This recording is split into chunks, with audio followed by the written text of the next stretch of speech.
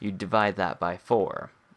And I didn't mean to rhyme there, but I did. I'm a poet and I know it.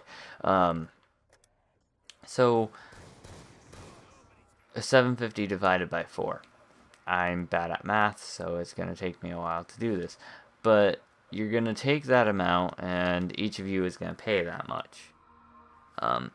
In my case, now how it would be 35.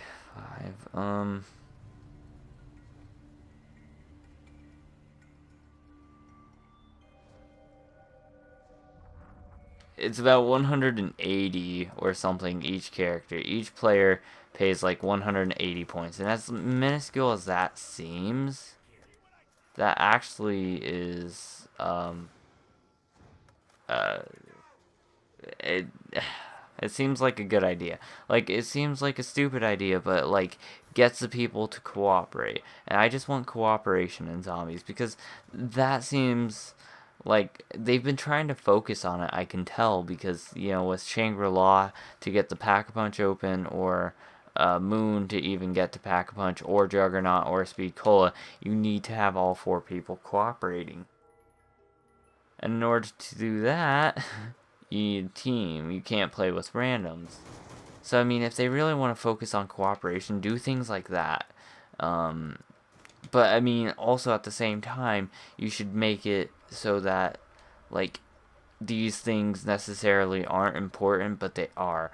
Like, don't make it that door is going to lead to Juggernaut. Like, have Juggernaut open and say, for making Juggernaut safe to get, you can say take away and put behind one of those doors Double Tap or Speed Cola, or a perk that most people would normally use, but something that isn't really as essential as Juggernaut. And now Juggernaut can be qualified as non-essential, but honestly myself, if I don't have it, there's going to be a high chance of me going down. And I try not to go down a lot. I try not to, but if I don't have Juggernaut, there's a high chance of me going down, much like everybody else. I've been training myself to get used to not having Juggernaut by playing Bus Depot and stuff, and just not having Juggernaut, training around. And it works. It works a lot, but at one point it's just, you're gonna need Jug no matter what. In order to make this nice juke, you're probably gonna need Jug. In order to make it past the witches, you're gonna need Jug or something. I think that's just how it should be, because Speed Cola isn't necessary, because, like, if anything, you can just, I need to reload. You can train around zombies until you're finished reloading. Or, well, Double Tap could be essential, but, it's not as important as, say, Double Life. All Double Tap does is just fire rate 33% faster, and, 1 bullet for every bullet you fire, so an extra bullet. So if I shoot off 1, it shoots off 2. That's not really essential as it is helpful. It's helpful, but you don't really need it. Now, you don't need Juggernaut, but if you're going for high rounds, or if you're trying to play seriously, or if you're trying to do an Easter egg, yeah, it's probably going to come in handy. Good example of this being Round Infinity on Buried. Once you get to Round Infinity, once you do the quest and you're doing Round Infinity, you need Juggernaut, because these zombies are fast. They don't die. Well, they do die. I've killed one before. It just took a lot of Paralyzer and a lot of Ray Gun Mark II.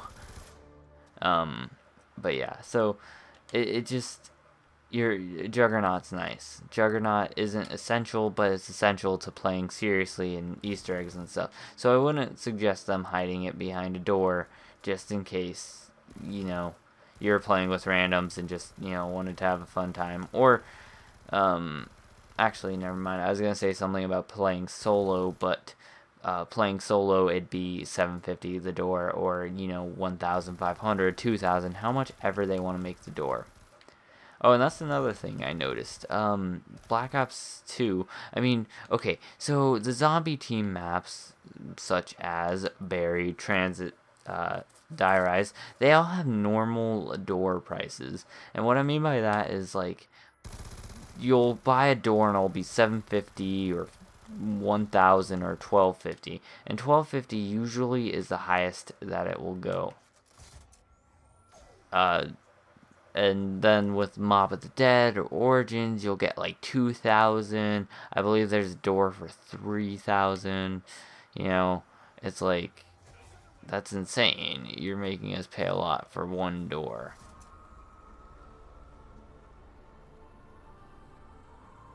Let's go ahead and trade that out for the KAP-40, obviously. This is all just my thoughts and stuff. This is all Party Talk is. Party Talk is meant to be where I talk about my thoughts, my opinions, random things going on. Just me playing zombies and me talking about life or zombies itself or what I want or what I want from zombies, And all of that would be nice to see in zombies. Like, it's really nice to see how zombies has progressed. And really, as it has progressed from Black Ops 1 to 2, they've made some minor ideas that were brilliant. Like, for example, crafting. Crafting was a brilliant thing. Although my problem with it is the forced spawns. And what I mean by that is, like, transit. You have to be at the diner to have the shield. You have to be at spawn to get the turbine. You have to be at the you have to be at the power switch to get the electric trap. I don't like that. I like that, but it's something that, like, feels like it handicaps the game. Or, yeah, it handicaps the game. So you're just sitting there trying to you're trying to do something, or maybe do a challenge like, oh, stay at town. Well, town doesn't have a thing, doesn't have a crafting. It does, actually, for the turbine. The jet gun, yeah. But see, that's the thing.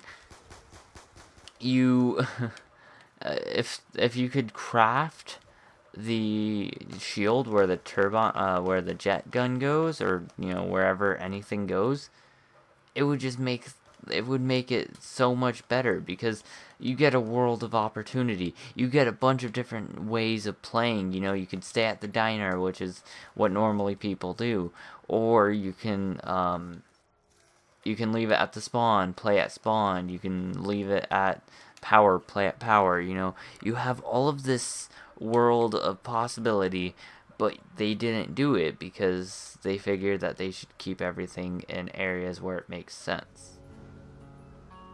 I don't know. I wish they would have made it better like that. Like with how this is, you can build the, I don't know what I don't know what it's called. I'm just gonna call it the base cannon because that's what most of my friends call it, so I'm going to call it the base cannon because that's a good name for it. The base cannon, that's in this map, of course, where you play high base frequencies, that destroy the heads of zombies. That was a good idea. That was a good crafting item. That was a good idea for crafting, yada yada yada. But the thing is, you can build it wherever. And you can also build the, screw you. Although I want to pick it up because of that glorious green color. But as I was saying, hey, I go through the witches again. But yeah, you can build it pretty much wherever. So usually I'll build a turbine there, base cannon there, and I'll camp there. Since the turbine doesn't break as much as it did in transit, you can sit there for a few rounds, not having to worry about anything. And I'm like blanking out right now.